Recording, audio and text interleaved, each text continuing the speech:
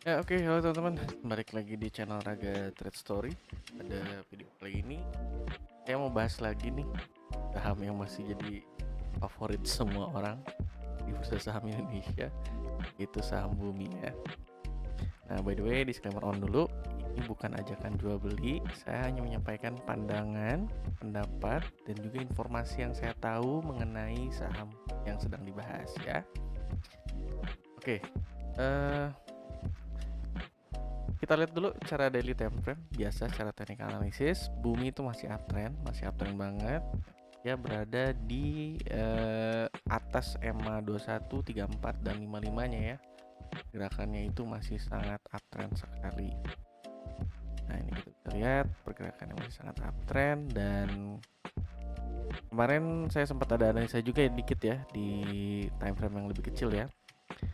Cuman kita bahas dulu secara daily. Kita lihat di sini dia masih berada di atas area support ya, masih main-main di sekitar situ aja, mana-mana. Nah, cuman di time frame yang lebih kecil, di 1 jam itu ada yang lebih kita bahas ya, di time frame yang lebih kecil. Nah, kemarin saya ada bilang, ada analisa bahwa Bumi ini pergerakannya saat di 400 ini, saat menyentuh support, dia bisa mantul ke atas gitu ya. Cuman yang saya bilang kan di video sebelumnya, ini pergerakannya itu mungkin akan tertahan di area EMA-nya. Itu nanti teman-teman bisa cek di video sebelumnya aja mungkin. Nanti saya nggak bahas terlalu detail terkait ini ya. Nah, ternyata betul gitu. Ya, mantul lagi ke arah bawah, akan reversal ya setelah terpantul di area 430 kan. Nah, terakhir itu kondisinya hari ini ya, tanggal 19 Januari, Bumi itu sempat dibawa turun ke area 396. Dan kalau dilihat di sini, sebenarnya dia udah terkonfirmasi, dia udah break dari supportnya area 400 ya, dalam time frame yang lebih kecil gitu. Cuman dibales lagi pada saat dekat penutupan sesi 2 ya, jam 3 itu dibawa ke atas lagi. Lalu IEP terakhir penutupan itu ditarik ke atas ke 14. Nah, kalau saya memiliki pandangan bahwa sebenarnya ini pergerakannya sudah cenderung negatif ya, bawah gitu. Kalau dari saya lihatnya Bumi sudah jebol di area support 400-nya, dan dia melakukan penaikan ke atas ini hanya untuk akan melakukan uji terhadap EMA 55-nya gitu. Jadi ada kecenderungan seperti itu kalau saya ya. Nah, ini bisa terlihat bahwa di sini ada area resisten ya, di atasnya di sekitar 426 gitu. Kalau misalkan Bumi ini mau melanjutkan pergerakan positifnya ke atas, kalau secara teknikal analisis saya melihatnya Bumi itu harus bisa mengklaim area 426 ke atas ya. Ya, di area ini 42 lah ya, dengan volume tuh, dan baru saya bisa mengatakan bahwa Bumi ini sudah terkonfirmasi akan melakukan reversal. Kalau yang sekarang saya melihatnya untuk pergerakannya Bumi saat ini adalah dia turun ke bawah ini ya, ke area 400-an kemarin, lalu naik ke atas buat higher low, lalu ke 394 untuk membuat lower low setelahnya ya, selanjutnya ya. Dan sekarang sedang dalam proses untuk mencari higher low setelahnya. Nah, setelah itu dia akan melanjutkan pergerakan negatifnya kalau misalkan si area 420 ini tidak bisa tertembus dengan volume dan terkonfirmasi bahwa akan terjadinya reversal ke atas. Itu sih ya, secara teknik analisis dalam time frame yang lebih kecil ya, ini saya lihatnya ya.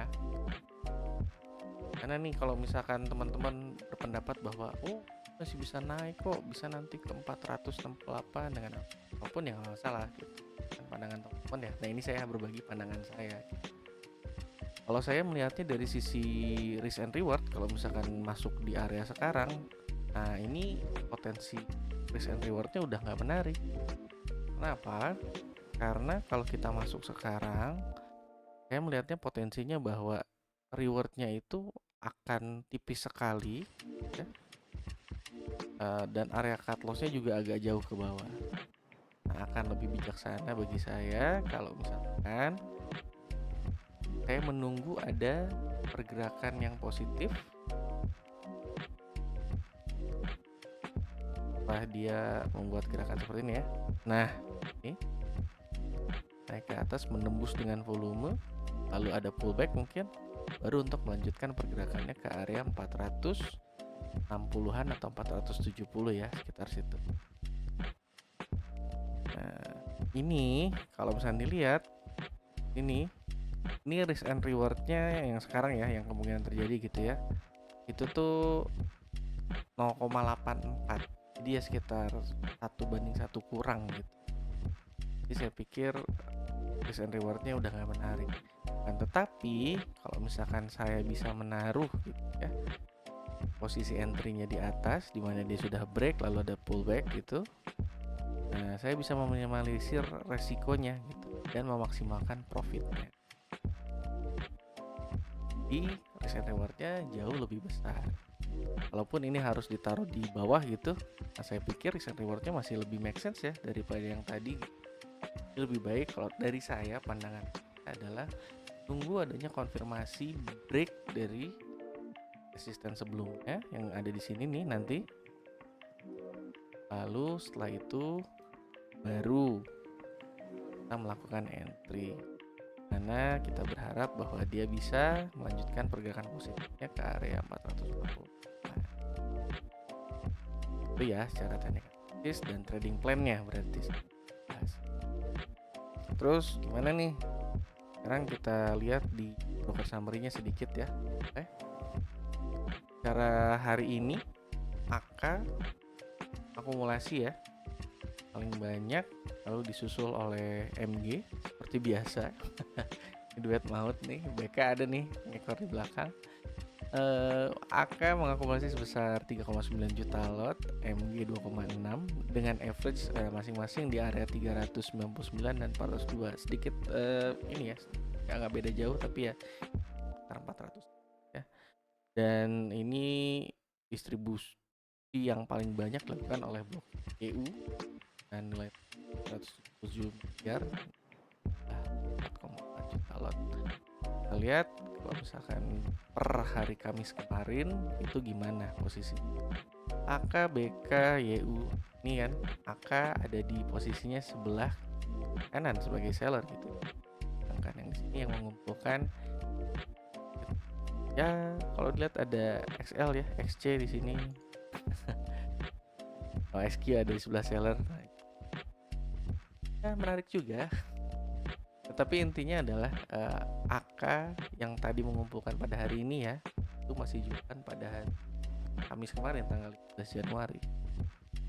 Untuk hari ini terlihat AK mengumpulkan average 3 dan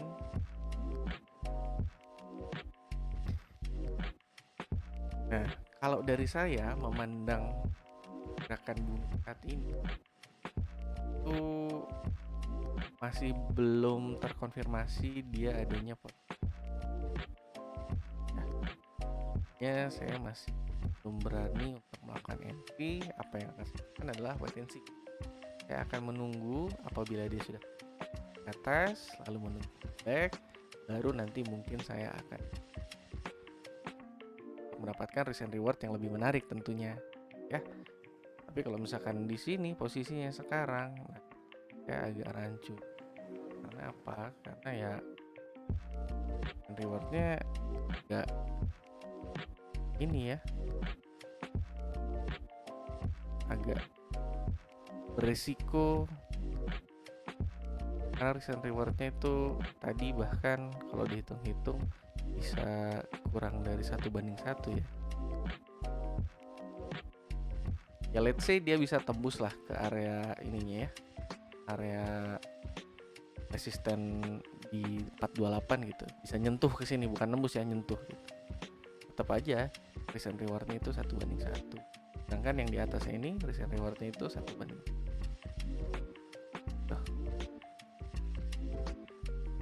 Oke, mungkin segitu aja ya untuk pembahasan kali ini.